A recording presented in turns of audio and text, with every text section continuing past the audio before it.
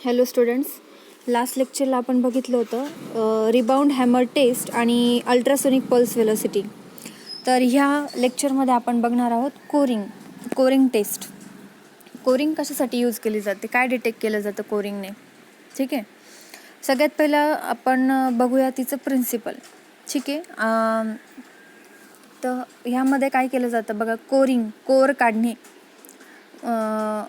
हे बघितलेलं असणार आहे.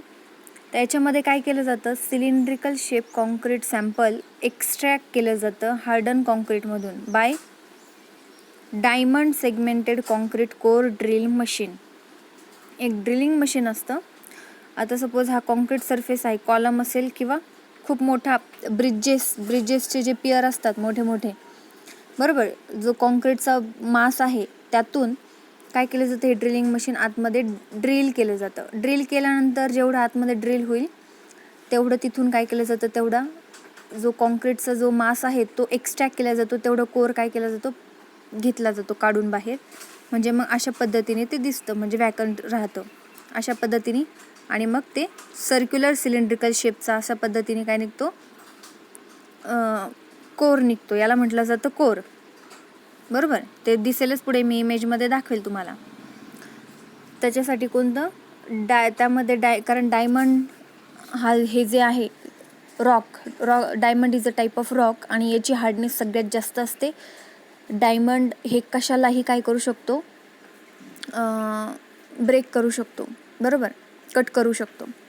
मग diamond segmented concrete core drill machine वापरली जाते तो सॅम्पल कलेक्ट करण्यासाठी. मग आता ही जी कोरिंग आहे ते कशासाठी यूज केली जाते बघा, ही test assessment of present in situ compressive strength of concrete member.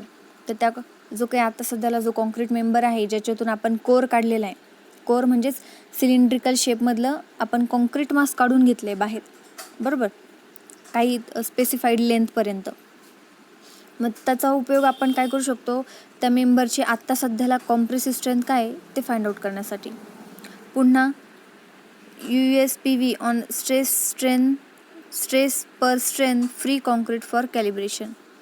आता अल्ट्रासोनिक पल्स वेलोसिटीची जी आहे, अल्ट्रासोनिक पल्स वेलोसिटी टेस्ट आहे, तिचं कॅलिब्रेशन करण्यासाठी आपल्याला कोरिंग करण्याची गरज पडते. पुढं कार्बोनेशन किंवा केमिकल ॲनालिसिससाठी त्या कोरची गरज पडते. ठीक आहे, त्यासाठी आपण कोरिंग करतो. कॉन्क्रीटची डेन्सिटी आपल्याला फाइंड आउट करायची असेल, कॉन्क्रीट कोणतं जे ऑलरेडी कन्स्ट्रक्ट झालेला आहे आणि त्या कन्स्ट्रक्ट झालेला जो मेंबर आहे त्याच्यातून कोर काढून त्याची डेन्सिटी चेक करायची असेल तर कोरिंग मेथड यूज केली जाते. आपल्याला व्हिज्युअल इन्स्पेक्शन करायचं असेल तर कोर काढला जातो, म्हणजे कोरिंग टेस्ट केली जाते, बरोबर. व्हिज्युअल इन्स्पेक्शन म्हणजेच काय, आतमध्ये कार्बोनेशन झालं आहे का नाही, किती डेप्थपर्यंत झालं आहे ते आपल्याला काय करेल, तो सिलेंड्रिकल जो कोर आहे आपण काढून घेतलेला आहे, बरोबर, ड्रिलिंग मशीनच्या साह्याने सॅम्पल काढून घेतला आहे कॉन्क्रीटचा. मग त्याच्यावरती एक्सपेरिमेंट केल्यानंतर, व्हिज्युअली इन्स्पेक्ट केल्यानंतर त्याला ॲक्च्युली मग कॉलममध्ये कसं स्ट्रक्चर आहे किंवा कॉलममध्ये किंवा त्या कॉन्क्रीट मेंबरमध्ये काय चेंजेस झालेत, पोरोसिटी आहेत, व्हॉइड्स आहेत, क्रॅक्स आहेत, ते आपल्याला त्याच्यामुळे व्हिज्युअली इन्स्पेक्ट करू शकतो आपण ते.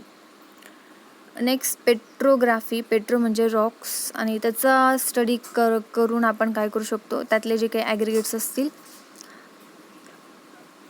सँड, जे काही कॉन्क्रीट बनवण्यासाठी आपण ॲग्रिगेट सँड मटेरियल यूज करतो त्याचे पण काय करू शकतो, आपण ॲनालिसिस डिटेक्शन करू शकतो. प्लस कोरिंग टेस्ट कशासाठी केली जाते, जर आपल्याला कॉन्क्रीटमधलं डेप्थ आणि क्रॅकची विड्थ जी आहे ती जर इन्स्पेक्ट करायची असेल, म्हणजे क्रॅकची विड्थ किती आणि डेप्थ किती आहे ते जर इन्स्पेक्ट करायचं असेल तर कोर काढला जातो, म्हणजेच कोरिंग टेस्ट केली जाते. त्या कोरिंग टेस्टमध्ये पण डूज आणि डोंट्स आहेत, काय करावं आणि काय नाही. तर correct diameter core bit shall be used for extraction. आता आपल्याला कोर एक्स्ट्रॅक्ट करायचा आहे, मग तो कोर एक्स्ट्रॅक्ट करण्यासाठी जे काही ड्रिल मशीन वापरणार आहोत आपण, म्हणजे त्याला म्हटलं जातं ड्रिल बीट, बरोबर. त्या ड्रिल बीटचा करेक्ट डायमीटर असला पाहिजे, नाहीतर काय होणार, जेव्हा तुम्ही त्या कॉलममध्ये किंवा कॉन्क्रीट मेंबरमध्ये ते ड्रिलिंग मशीन घालणार किंवा ड्रिल बीट इन्सर्ट करणार, तो जर इनकरेक्ट डायमीटर असेल तर काय होणार, कोरिंग टेस्ट जी आहे ती सक्सेसफुल होणार नाही. पुढे येतं avoid Koring in damage or deteriorated structure. जर तुमचा स्ट्रक्चर जर डॅमेज झालेला असेल किंवा डिटोरिएट झालेला असेल तर त्या ठिकाणी कोरिंग टेस्ट पॉसिबल नाही आहे. का? कारण ड्रिलिंग करत असताना व्हायब्रेशन्स तयार होतात आणि जर तुमचं डॅमेज झालेलं स्ट्रक्चर आहे, डिटोरिएट झालेलं स्ट्रक्चर आहे, तर ते कोलॅप्स होण्याचे चान्सेस जास्त असतात. त्यामुळे अशा केसेसमध्ये तुम्ही ते कोरिंग टेस्ट करू शकत नाही. Core shall be extracted for required length only. Excess coring shall be avoided. कारण बघा, जर तुमचा कॉलम जर 500 mm विड्थचा असेल तर तुम्ही कमीत कमी 150 mm पर्यंत कोर काढू शकता किंवा 100 mm किंवा 50 mm, बरोबर. कमीत कमी जे काही रिक्वायर्ड स्पेसिफिकेशन दिलेले आहेत स्टँडर्डनुसार तेवढ्या लेंथचाच तुम्ही कोर काढू शकता. नाही तर काय होणार, जर एक्सेस कोरिंग केली तर काय होणार आहे, हे स्ट्रक्चर स्टॅबिलाइज राहील का, युनिफॉर्म राहील का? नाही, त्याचे तुकडे होतील, 2 पार्ट होतील आणि मग ते लवकर काय होईल, कोलॅप्स होईल, बरोबर. मग त्यामुळं एक्सेस कोरिंग एक्सेस कोरिंग हे अवॉइड केलं पाहिजे. जेवढी रिक्वायर्ड आहे लेंथ त्या मेंबरच्या टोटल लेंथनुसार, विड्थनुसारच तेवढ्या रिक्वायर्ड लेंथवरून कोर काय करायचा, एक्स्ट्रॅक्ट करायचा. पुढे capping is necessary for evaluation of compressive strength. आता जो आपण कोर काढलेला आहे म्हणजे कॉन्क्रीटचं सिलेंडर काढतो आपण, त्याला कोर म्हणतो. डायग्राम दाखवते मी, डिरेक्टली इमेज दाखवते. हे बघा अशा पद्धतीने आपण काय केलं, कोर काढलाय. कोरिंग याला म्हणायचं कोर. सिलेंड्रिकलचा स्पेसिमन आपण काढून घेतलेला आहे, एक्स्ट्रॅक्ट केलेला आहे हार्ड कॉन्क्रीट मधून. मग हे बघा अशा पद्धतीने ही मीटरचं क्रोल ड्रिल बीट आहे, ही कोर ड्रिल बीट. आणि इथे एक ड्रिलिंग मशीन आहे वेगळी. वेगवेगळ्या आता मार्केटमध्ये वेगवेगळ्या डायमीटरच्या ड्रिलिंग मशीन आहेत. कारण त्या आपला मेंबर कोणता आहे त्याच्यानुसार त्या यूज केल्या जातात तेवढा डायमीटरचं कोर काढण्यासाठी. ठीक आहे, 25 mm असेल, 100 mm असेल, रिक्वायरमेंटनुसार. मग त्याच्यानुसार हे ड्रिल बीटचे सायझेस व्हॅरी होतात. मग बघा, मग कॉम्प्रेसिव्ह स्ट्रेंथ बघितली असेल तुम्ही सगळ्यांनी. कॉम्प्रेसिव्ह स्ट्रेंथ म्हणजे काय, जो काही स्पेसिमन असतो तो 2 सरफेसमध्ये ठेवला जातो. मग ठेवल्यानंतर वरतून काय होतो, लोड अप्लाय होत असतो. म्हणजे वरचा जो भाग आहे, जो सरफेस आहे तो हळूहळू खाली मूव्ह होत असतो. मग त्यामुळे काय होतं, ह्या स्पेसिमनवरती लोड येतो आणि तो लोड कोणता असतो, कॉम्प्रेसिव्ह लोड. आणि त्यामुळे मग हा जेवढा सस्टेन करेल तोपर्यंत तो स्पेसिमन चांगला राहतो. जेव्हा त्याची कॅपॅसिटी कमी होते, जेव्हा हा लोड फार इन्क्रीज होतो आणि हा सस्टेन करू शकत नाही आपला स्पेसिमन, तेव्हा त्याच्यामध्ये काय होतात, क्रॅक जातात. मग ही जी लोडिंग आहे, ही लोडिंग करत असताना याच्यावरती कॅप प्रोव्हाइड करणं फार गरजेचं आहे, बरोबर. डायरेक्टली स्पेसिमन ठेवायचा नाही दोन सरफेसमध्ये. हा लोडिंग सरफेस जो असतो वरचा, तर इथं स्पेसिमन ठेवल्यानंतर त्याच्यावरती कॅपिंग करणं फार गरजेचं आहे जेव्हा तुम्ही कॉम्प्रेसिव्ह टेस्टिंग करत असाल. याचा व्हिडिओसुद्धा मी ग्रुपवरती शेअर करणार आहे, कॉम्प्रेसिव्ह स्ट्रेंथ कशी घेतली जाते ते. ठीक आहे, मग कॅपिंग करणं गरजेचं आहे जेणेकरून युनिफॉर्मली लोड काय होतो, त्या आपल्या स्पेसिमनवरती अप्लाय होतो. Capping material should have more strength. आणि जे काही तुम्ही कॅप म्हणून जे मटेरियल वापरणार आहात किंवा ज्या मटेरियलची तुम्ही कॅप वापरणार आहात तर तिची स्ट्रेंथ सगळ्यात जास्त असली पाहिजे कॉन्क्रीटपेक्षा. कारण काय होईल, वरतून लोड अप्लाय होतोय आणि जर त्या मटेरियलची स्ट्रेंथ जर कमी असेल आपल्या कॉन्क्रीट कोअरपेक्षा, तर कॉन्क्रीट कोअरच्या अगोदर काय ब्रेक होईल, ती कॅपच ब्रेक होईल. मग हे होऊ नये म्हणून कॉन्क्रीटची जेवढी इस्टिमेटेड स्ट्रेंथ असेल, कारण सुरुवातीला आपल्याला ड्रॉइंगवरून कळणार आहे की तो कोणत्या ग्रेडचा कॉन्क्रीट आहे, कोणत्या ग्रेडचं कॉन्क्रीट वापर करून तो कॉलम बनवलेला आहे. त्यावरून आपण ॲनालिसिस करू शकतो की सपोज 25 Nm/mm² याची स्ट्रेंथ होती त्यावेळेस. मग आता किती असो काही प्रॉब्लेम नाही, पण जर 25 Nm/mm² जर असेल तर त्याच्यापेक्षा जास्त कॅपॅसिटी असलेला किंवा जास्त कॉम्प्रेसिव्ह स्ट्रेंथ असलेली कॅप आपण काय करू शकतो, यूज करू शकतो आणि यूज केली पाहिजे कॉम्प्रेसिव्ह स्ट्रेंथ करण्यासाठी. ठीक आहे. Next, cap surface shall be at right angle to the axis of specimen. कॅपचा सरफेस हा काय असला पाहिजे, राईट अँगल असला पाहिजे ॲक्सिस ऑफ द स्पेसिमन. आता स्पेसिमनची ॲक्सिस ही आहे, बरोबर, इथून सेंट्रल ॲक्सिस गेली आहे आणि त्याला कॅपचा सरफेस हा काय असला पाहिजे, परपॅन्डिक्युलर. म्हणजे बघा, आपण असं वरतून कॅप टाकणार आहे म्हटल्यावर तिचा सरफेस हा होणार आणि त्या सरफेसला मग आपली ॲक्सिस काय आहे, परपॅन्डिक्युलर आहे. ठीक आहे, बघा सरफेस असा असणार आपला कॅपचा आणि ती ॲक्सिस अशी गेलेली आहे सिलेंड्रिकलची म्हटल्यावर काय आपला हा ॲक्सिस काय आहे, परपॅन्डिक्युलर आहे. आपला सरफेस काय आहे कॅपचा परपॅन्डिक्युलर किंवा right angle. Transportation of extracted specimen from site to laboratory is important. It has to be handled carefully. आता जो तुम्ही कोर काढलेला आहे साईटवरती काढावा लागणार आहे हा, बरोबर. आणि आपल्याला जर कॉम्प्रेसिव स्ट्रेंथ घ्यायची असेल तर ती कॉम्प्रेसिव स्ट्रेंथ आपल्या UTM किंवा CTM मशीनवरतीच होणार. म्हणजे युनिव्हर्सल टेस्टिंग मशीन किंवा कॉम्प्रेसिव्ह टेस्टिंग मशीन, ह्या 2 मशीन आहे ज्यांचा उपयोग कॉम्प्रेसिव्ह स्ट्रेंथ टेस्ट करण्यासाठी केला जातो. मग ह्या 2 मशीन कुठे अवेलेबल असणार, लॅबोरेटरीमध्ये.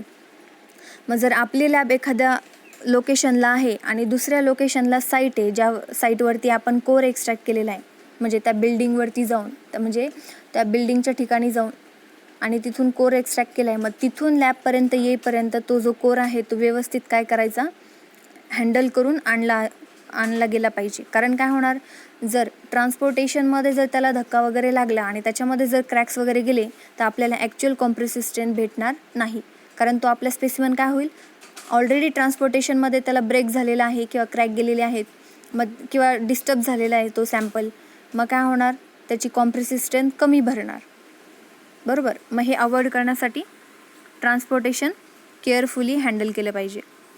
आता कोरिंग टेस्टचं मग ॲडव्हान्टेज काय आहे बघा. कोरिंग टेस्ट कशासाठी यूज केली जाते, ह्या कोरिंग टेस्टमुळे काय होतं बघा, डायरेक्टली आपल्याला कॉम्प्रेसिव्ह स्ट्रेंथ भेटते इन सितू कॉन्क्रीटची. इन सितू कॉन्क्रीट म्हणजे साईटवरचं किंवा ते बिल्डिंगचं जे कॉन्क्रीट आहे त्याचं डायरेक्टली आपल्याला कॉम्प्रेसिव्ह स्ट्रेंथ भेटून जाते. नंतर पुढे बघा, other lab test such as carbonation, chemical analysis for chlorine, sulphate, pH, assessment of cement content, visual inspection, USPV can be carried out on extracted sample. मग कोरिंग टेस्टमुळे बघा बाकीच्या टेस्ट पॉसिबल होतात.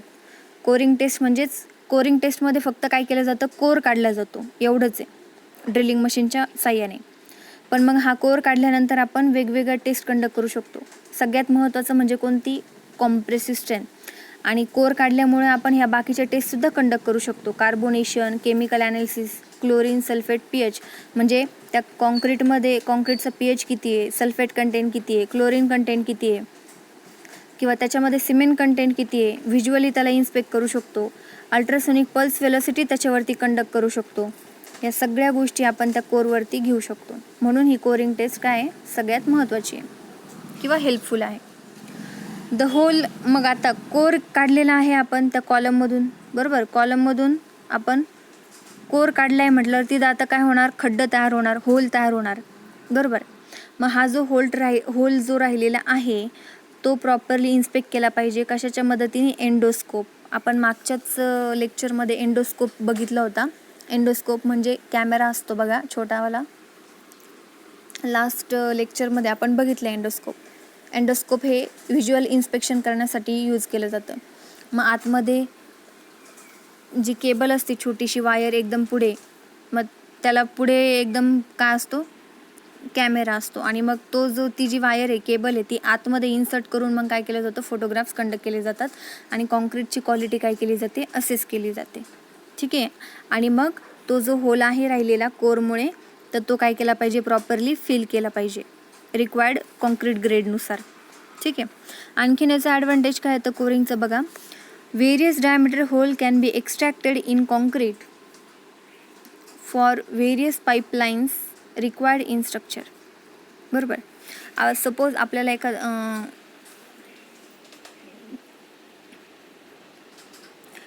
स्ट्रक्चरमधल्या वेगवेगळ्या पाईपलाईन्स ज्या असतील गरजेच्या, त्यांच्यासाठी आपण वेगवेगळ्या डायमीटरचे होल्स काय करू शकतो, कॉन्क्रीटमध्ये एक्स्ट्रॅक्ट करू शकतो. पुढे small diameter hole are extracted for tendon duct bar locator, strengthening jobs of old RCC structure like external prestressing etcetera. मग स्मॉल डायमीटर होल कशासाठी एक्स्ट्रॅक्ट करू शकतो आपण? कोरिंग टेस्टमुळे स्मॉल डायमीटर होलसुद्धा आपण एक्स्ट्रॅक्ट करू शकतो. कशासाठी? For tendon duct bar locator. आता टेंडन म्हणजे मी मागेच सांगितलं होतं प्रीस्ट्रेस स्लॅब, त्याच्यामध्ये टेंडन्स वापरले जातात.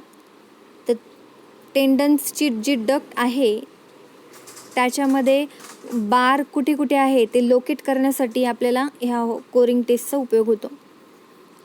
पुन्हा strengthening job of old RCC structure, थोडक्यात प्रीस्ट्रेसिंग. बरोबर, प्रीस्ट्रेसिंग स्लॅब आहेत ते जर ओल्ड RCC स्ट्रक्चर असेल, बरोबर, कारण प्रीस्ट्रेसिंग स्लॅब म्हणजे RCC स्ट्रक्चर आहे, मग ते जर जुनं असेल तर त्याचं स्ट्रेंथ डिटेक्ट करण्यासाठी सुद्धा कोरिंग टेस्ट उपयोगात येते. मग त्याचे लिमिटेशन्स आहेत काही. मग त्याचे लिमिटेशन्स काय येतील बघा. It is extremely difficult to rectify the reinforcement once cut while coring. कारण कोरिंग केल्यानंतर रेनफोर्समेंट जर आलं तर ते रिप्लेस करणं काय होऊ शकतं, अवघड होऊ शकतं. त्याच्यामुळे रेनफोर्समेंटचं जे लोकेशन आहे ते डिटेक्ट करणं फार महत्त्वाचं असतं. कारण कोरिंग करताना आपल्याला फक्त कॉन्क्रीट पाहिजे, रेनफोर्समेंट नको आहे. मग जर कोरिंग करत असताना एक्सेसिव्ह कोरिंग झाली, मग ड्रिलिंगमुळे काय होणार आहे, त्या जो काही बार असेल तो बार जर आला आपल्या कॉन्टॅक्टमध्ये, त्या ड्रिल मशीनच्या कॉन्टॅक्टमध्ये, तर काय होणार, तो बार कट केला जाणार आणि बार जर कट झाला तर त्याला पुन्हा रिपेअर करणं अवघड होऊ शकतं. मग हे त्याचे डिसॲडव्हान्टेज आहे, लिमिटेशन आहे. पुढं इम्प्रॉपर इन्स्ट्रुमेंट मे इंड्यूस मायक्रो क्रॅकिंग. जर प्रॉपरली ड्रिलिंग मशीन वापरली गेली नाही तर खूप छोटे छोटे क्रॅक्स त्या मेंबरमध्ये डेव्हलप होतील आणि मग फ्युचरमध्ये काय होईल, त्या आपल्या मेंबरला, आपल्या स्ट्रक्चरला डॅमेज होण्याचे चान्सेस असतात. त्यामुळे कोरिंग टेस्टसाठी रिक्वायर्ड स्किल आणि ट्रेन ऑपरेटर आणि टेक्निशियनची गरज लागते. त्यामुळे कोरिंग टेस्ट असं कोणीही करू शकत नाही. तर कोरिंग टेस्ट करण्यासाठी स्किल लेबर किंवा स्किल ऑपरेटर्स, स्किल टेक्निशियन्सच असायला असतात आणि ते कोरिंग टेस्ट करतात, कोर काढतात. ठीक आहे. आता पुढे बघा, कोरिंगचे काही इमेजेस आहेत.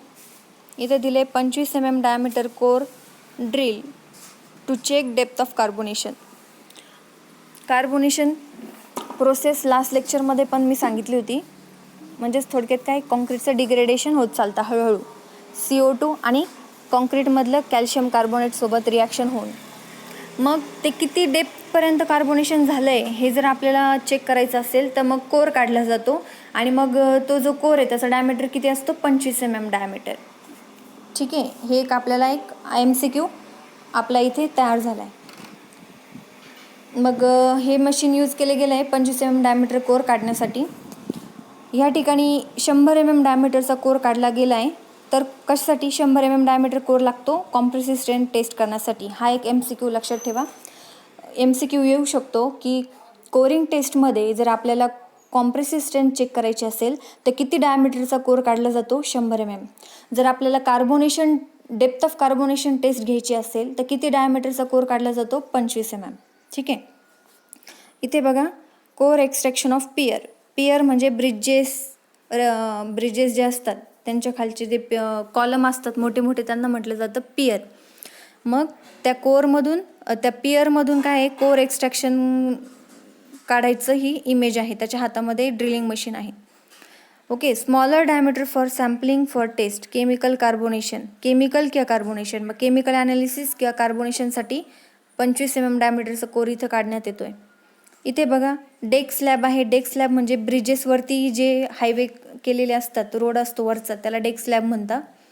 मग तिथे हायर डायमीटरचा कोर काढला जातो फॉर कॉम्प्रेसिव्ह स्ट्रेंथ, म्हणजेच किती, 100 mm डायमीटर. ठीक आहे. ह्या ठिकाणी बघा, इथं सुद्धा कोरिंग टेस्ट, कोर काढण्याच्या 2 इमेजेस दिलेल्या आहेत. आता ह्या ठिकाणी बघा, इथे कोर काढलेला आहे, बरोबर. त्याच्यासोबत बघा कॉन्क्रीट पण दिसतंय आणि हे ॲग्रिगेट पण दिसते. बरोबर सर्क्युलर शेपमध्ये, सिलेंड्रिकल शेपमध्ये तो कोर बाहेर काढण्यात आलेला आहे.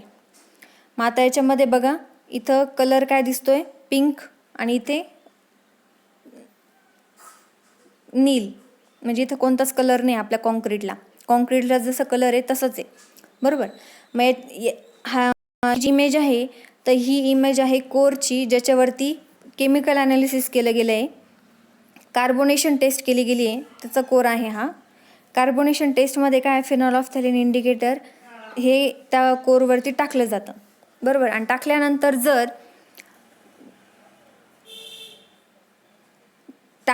जर त्या कोरचा जर कलर चेंज झाला नाही तर त्याचं कार्बोनेशन झालंय असं ओळखायचं. म्हणजे हे बघा, हा जो सरफेस आहे इथं कलरच नाही आहे, याचा अर्थ याचं कार्बोनेशन झालेलं आहे. आणि इथं कलर आहे याचा अर्थ याचं कार्बोनेशन झालेलं नाही, म्हणजे हे आपलं कॉन्क्रीट सेफ आहे. आणि मग नॉन कार्बोनेटेड झोनचा pH किती असतो बघा, इथं pH डिटेक्शन झालेले. कार्बोनेशन टेस्टमध्ये आपण pH डिटेक्ट करतो कॉन्क्रीटचा. मग ह्या ठिकाणी pH किती आहे, ग्रेटर दॅन 12, आणि ह्या ठिकाणी pH किती आहे, लेस दॅन 9. pH जर 9पेक्षा खाली असेल तर आपल्या कॉन्क्रीटचा कोणताही रंग बदलत नाही. आणि जर रंग बदलला याचा अर्थ आपलं कॉन्क्रीट सेफ आहे आणि त्याचं कार्बोनेशन झालेलं नाही. ह्या ठिकाणी कार्बोनेशन झालेलं आहे, म्हणून केमिकल जेव्हा आपण त्याच्यावरती ॲड केलं आहे तरीसुद्धा त्याचा कलर चेंज झालेला नाही. बघा, मग कार्बोनेशन म्हणजेच काय, reaction between carbon dioxide in atmosphere and calcium hydroxide in concrete. Okay, हां. CaOH2 कॉन्क्रीटमधलं जे कॅल्शियम हायड्रॉक्साईड आणि ॲटमॉस्फिअरमधलं जे कार्बन डायऑक्साईड आहे त्या दोघांमधली रिॲक्शन म्हणजेच कॉन्क्रीटचं कार्बोनेशन. ठीक आहे. आता इथे बघा, इथे पण कोर काढण्यात आलेला आहे आणि त्याच्यावरती सुद्धा ते सोल्युशन टाकलेलं आहे. सोल्युशन टाकल्यानंतर इथून इथपर्यंत चेंज झालेला आहे कलर, बरोबर. आणि त्याच्या पुढं कलर चेंज झालेला नाही. मग इथून एवढी लेंथ चेंज चेक केली आपण, म्हणजेच ती काय झाली, डेप्थ. मग तेवढं डेप्थ ऑफ कॉन्क्रीट काय आहे, कार्बोनेट झालेलं आहे. मग डेप्थ ऑफ कार्बोनेशन काय असणार, एवढं जेवढं इथं दिसते स्केलनी मेजर केलं जातं ते, म्हणजे 3 सेंटीमीटर जवळपास इथं दिसते बघा. मग 3 सेंटीमीटर काय डेप्थ ऑफ कार्बोनेशन झालेलं आहे या सॅम्पलचं.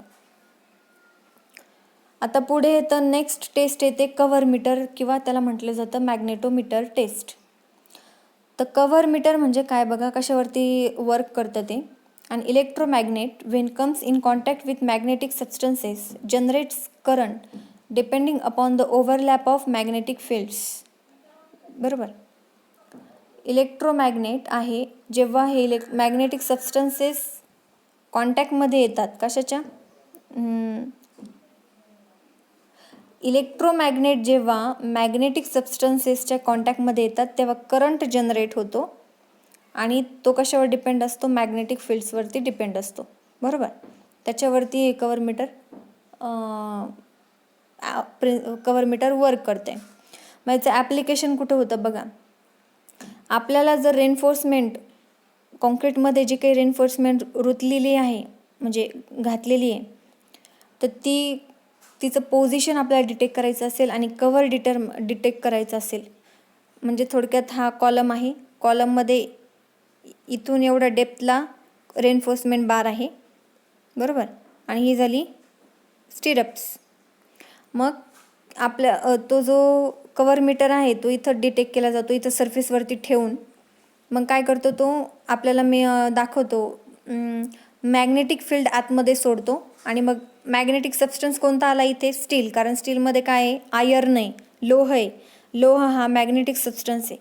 मग तो काय करतो, करंट जनरेट करतो, मॅग्नेटिक फील्ड जनरेट करतो. आणि मग त्या मॅग्नेटिक फील्डमुळे आपल्याला काय मिळून जातं, काय डिटेक्ट करतो मग तो आपला कव्हर मीटर, की बार किती डेप्थला आहे. म्हणजे थोडक्यात काय, कव्हर, हे जे कव्हर सोडलेलं आहे रेनफोर्समेंट बार आणि एक्सटर्नल सरफेस कॉन्क्रीटचं, त्याच्यामधलं डिस्टन्स, त्याला आपण म्हणतो कव्हर.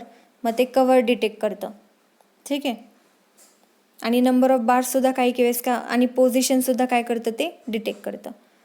पोझिशन म्हणजेच काय, आता हा कॉलम आहे, कॉलममधून इकडून तर ह्या बाजूपर्यंत आपण काय करायचं, फक्त ते कव्हर मीटर फिरवायचं सरफेसवरून फिरवल्यानंतर जेव्हा तुम्हाला ती एक लाईन मॅच होते ते ऑटोमॅटिकली तुम्हाला कळून येतं की इथून काय गेलेलं आहे, रेनफोर्समेंट बार गेलेला आहे. म्हणजे तुम्ही काय लोकेट केलं, पोझिशन लोकेट केली. आणि एकदा का पोझिशन लोकेट केली की तुम्ही ऑलरेडी मग काय करू शकता, कव्हर किती आहे ते डिटेक्ट करू शकता, बरोबर.